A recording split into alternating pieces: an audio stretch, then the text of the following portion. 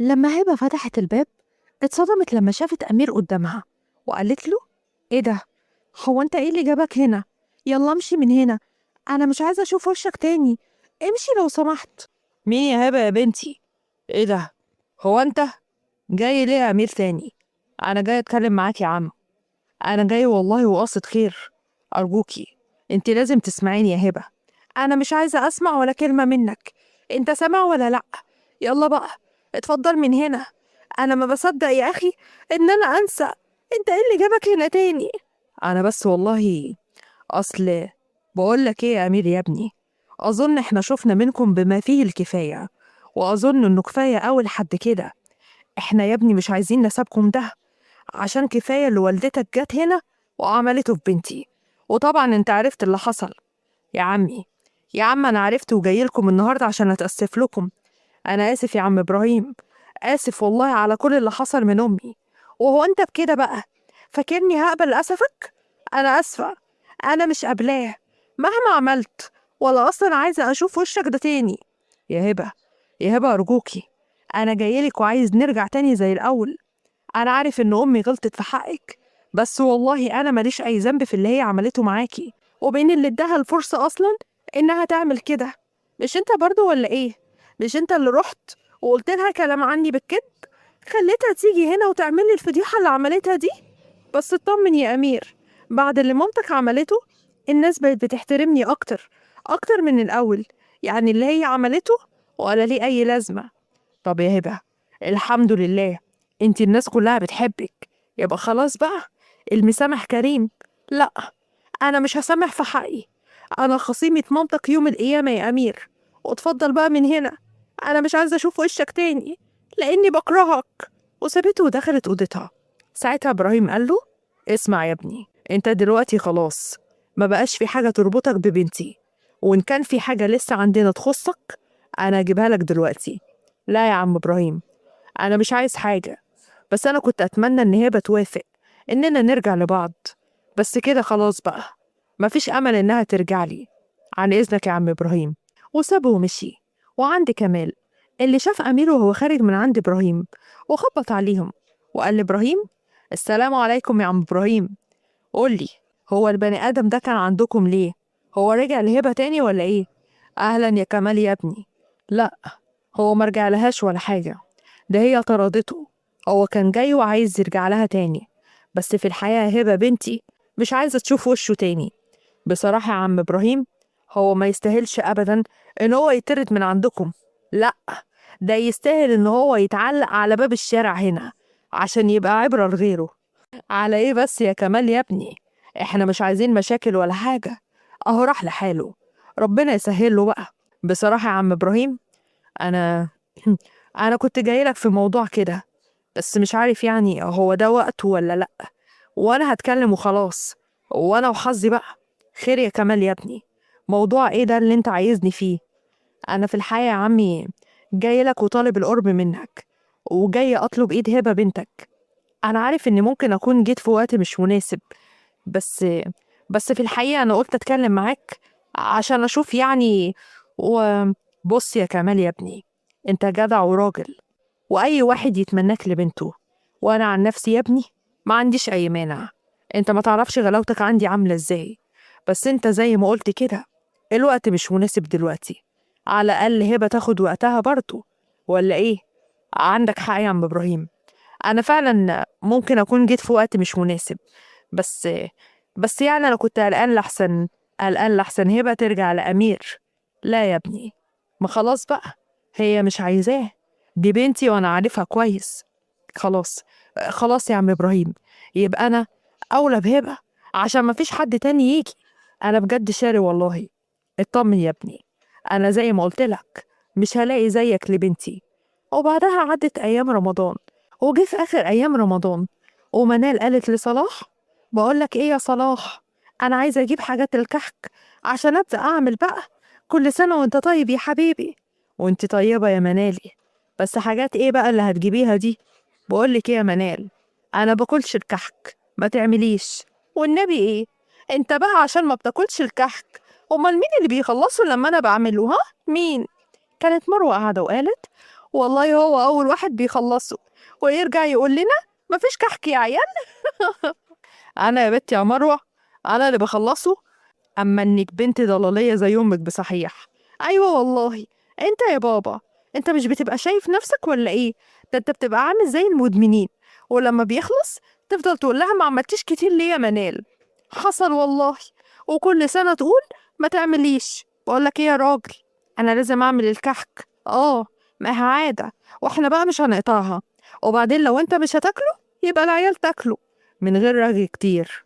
الكحك بتاعك ده هيكلف قد إيه عشان أعمل حسابي عليه؟ أنا معرفش قد إيه. وبعدين الحاجات كل سنة وبتغلى. أنت بس اديني مبلغ كده وأنا هتصرف، والباقي هبقى اديهولك يا صلاح. استغفر الله العظيم. هو كل شوية هات يا صلاح، هات يا صلاح، هات يا صلاح، ومفيش حد عمره قال خد يا صلاح. أنت كداب يا صلاح.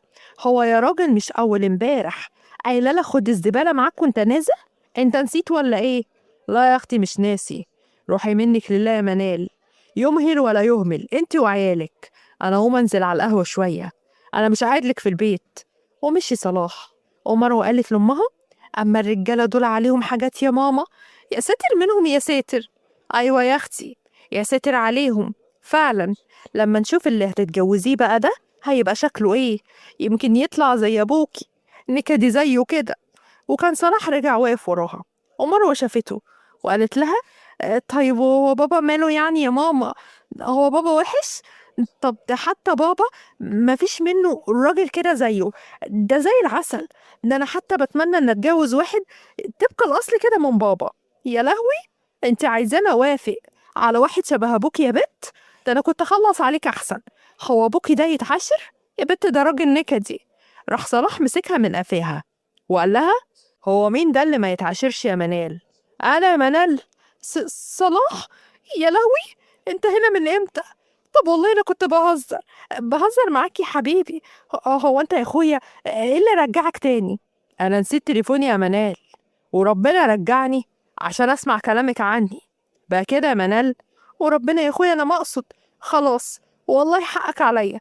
خلاص بقى يا صلاح. ماشي يا منال. بيشوفي بقى مين اللي هيديكي فلوس الكحك اللي انت عايزه تعمليه. قال كلامه ومشي. ومنال مسكت في مروه وقالت لها انت يا بت مش تقولي لي ان هو واقف ورايا؟ اما صوت الرقبه ده انتي، ربنا ينتقم منكم كلكم. الله، وانا مال انا يا ماما؟ هو انا يعني قلت لك قولي الكلام ده؟ وبعدين هو انت مش اللي قلتي كل اللي جواكي من ناحيته؟ اشربي بقى. وبعدها قبت سوريا اللي قالت لمختار بقول لك ايه، انا ناوي اعمل احلى كحك السنه دي، ولازم اعمل كميه كبيره عشان افرح ناس كتير. وانت عارف بقى ان الناس بتبقى مستنيه الكحك بتاعي.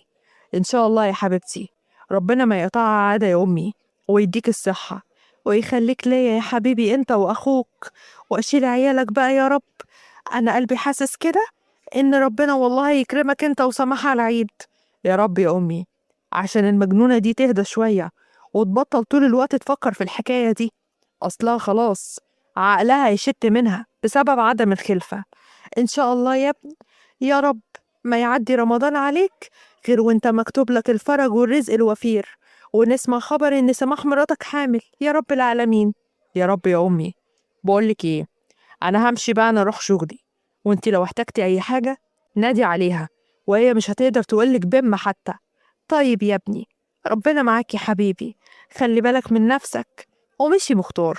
وعندي كمال في البيت كان قاعد مع امه وقال لها بقولك ايه يا امي، هو انت مش كنتي عماله تتحايلي عليا عشان اتجوز؟ هو بصراحه كده انا لقيت عروسه حلوه قوي ومؤدبه قوي. بصراحه انا نفسي ارتبط بيها. يا الف نهار ابيض، يا الف نهار مبروك اخيرا يا حبيبي. عقبال ما تتفك عقدة اخوك هو التاني. خلوني بقى افرح كده بيكم وابقى ام العرسان. ايه يا ماما، هو فرح ولا ايه؟ هو انت عايزة فرحنا يبقى مع بعض انا وكمال ولا ايه؟ لا لا لا لا، انسي الحكاية دي. انا مش بفكر دلوقتي ان ارتبط. هو يعني بدأت افكر بس لما انوي هبقولك. طب انوي بقى يا واد، وانا اجوزك احلى بنت في الدنيا ان شاء الله يا حبيبتي. انتوا خلصتوا كلام ولا لسه؟ ولا سيبكم انتوا تخمنوا العروسة؟ ولا ايه يا ست الكل؟ مش عايزة تعرفي العروسة تبقى مين؟ مين يا حبيبي؟ وانا اعرفها ولا لا؟ ايوه تعرفيها يا امي، البنت دي تبقى هبة بنت عم ابراهيم. ايه؟ انت بتقول مين يا حبيبي؟ هبة مين دي اللي انت عايز تتجوزها؟ هو انت يا واد مش عايش معانا على الارض ولا ايه؟ هو انت مش شايف هم حالتهم عاملة ازاي؟ لا لا لا لا، انا لا يمكن ابدا اوافق انك تتجوز واحدة زي دي. ليه يا امي يعني؟ مالها دي؟ يعني هبة فيها ايه؟ واهلها يعيبهم ايه عشان تتكلمي عنهم كده؟ فيها ايه؟ فيها انها بنت ناس فقرا يا حبيبي، يعني هتفقرك معاها مش هتطلعك لفوق يا ابني. يا حبيبي انا نفسي اجوزك جوازة حلوة كده تليق بوضعك وبمركزك، من واحد زيك مدير في شركة يتجوز واحدة ابوها بيبيع فول؟ ايه الكلام ده بس يا امي؟ انت ازاي تتكلمي كده عن الناس واحنا عايشين وسطهم؟ عشان مش هينفع اننا نسيبهم ولا ايه يا حازم؟ لا لا يا امي، مش خلاص؟ والكلام اللي انت بتقوليه ده ما ينفعش ابدا، عشان احنا كلنا ولاد تسعة. احنا من امتى يا امي واحنا بنفكر في كده؟ انت نفسك كنت بتقولي عنهم احلى كلام. بقولك ايه يا كمال، انت تشيل من دماغك الفكرة دي خالص، وانا هشوف لك عروسة على مزاجي. وانا مش هتجوز غير هبة يا امي، يا اما مش هتجوز وتريحي نفسك، ولا تشوفي لي عروسة ولا غيره. وانا همشي بقى، مش قاعد لك هنا. ومشي كمال. وحنان قالت لحازم: شفت اخوك؟ شفت عمايله يا حازم؟ يعني هي دي غلطتي ان انا عايزه له جوازه كويسه؟ يعني هي مالها يعني يا امي؟ هبه مالها؟ ما هي بنت محترمه ومؤدبه والكل بيشهد لها، وكمال بيحبها. ارجوك يا امي ما تكسريش فرحته ووافقي عليها. بقى كده يا حازم؟ يعني انتوا بقى متفقين عليا؟ ماشي يا حازم، ماشي انت واخوك، لما اشوف اخرتها معاكم ايه. وبعدها بيومين، وخلاص العيد قرب جدا، رجعت فوزية هي وأسامة. رجعوا من العمرة، ومروة كانت واقفة في البلكونة وشافتهم، وقالت لمامتها: يا ماما، يا ماما الحقي، مش خالتي فوزية رجعت من العمرة هي وابنها؟ عقبالك يا رب يا ماما، أنا لسه شايفاهم. بجد؟ طيب يا رب يكتبها لنا جميعا. هي البت أختك ما خرجتش من أوضتها النهاردة؟ هي بتعمل إيه البت دي؟ مفيش، أصلا رايحة النهاردة الشغل فبتستعد وكده. هو احنا مش هنخلص بقى من حوار الشغل ده؟ كان بقالها كتير يعني ما نزلتش الشغل. إيه اللي جد؟ على العموم خليها ترجع بدري عشان تفرش معاك الشقة. انت عارفة خلاص بعد بكرة العيد ولازم نفرش الشقة. وخرجت ريهام وهي لابسة هدومها، ومنال قالت: اسمعي يا بت، انت حسك عينك تتأخري برا وترجعي عشان تفرشي الشقة دي. حاضر يا ماما، هحاول اني ما اتأخرش. عايزة حاجة تاني؟ سيبيني بقى امشي. يلا حبيبتي، سلام. سلام يا اختي. والله انا قلبي حاسس انك مش ناوية تجيبيها البر، خلي بالك من نفسك. وعند كريم في الفندق، خالد قال له: انت متأكد ان البت جاية النهاردة؟ عشان الراجل عمال بيسأل عليها يا عم، شوفها لنا كده هي فين. الراجل ده زنان بطريقة استغفر الله العظيم. هو عايز ايه؟ ما انا قلت له خلاص جاية، لازم كل شوية يتكلم ويسأل. وعند ريهام اللي نزلت من البيت، وحازم كان واقف مع واحد صاحبه، ولما شافها ماشية مشي ورا ريهام لحد ما وصلت للفندق، وهو كان وراها. دخلت وسلمت على كريم وابو نواف. لما شافها اتهبل، وحازم اتصدم وقال: يا نهار اسود، ده انت ليلتك مش فايتة يا ريهام، والله لسود عشتك. بس لما اشوفك هتعملي ايه هنا. ولحد هنا انتهت الحلقة دي. استنونا الحلقة الجاية وهتكون الحلقة الأخيرة. أشوفكم على خير. باي باي.